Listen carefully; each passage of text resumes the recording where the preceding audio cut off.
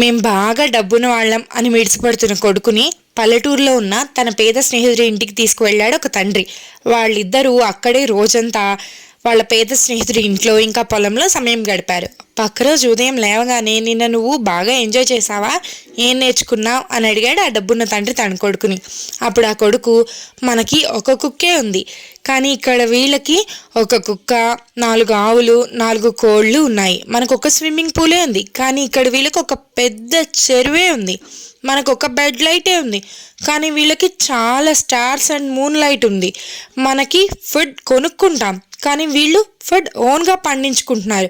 మరి వాళ్ళే మనకంటే రిచ్.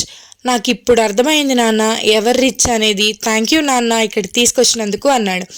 రిచ్ అనేది మనం ఎంత సంపాదించామనేది కాదు, దేవుడు మనకిచ్చిన న్యాచురల్ రిసోర్సెస్ని మనం ఎంత బాగా యూటిలైజ్ చేసుకున్నాం అనే దాంతో ఆధారపడి ఉంటుంది అని దాని అర్థం.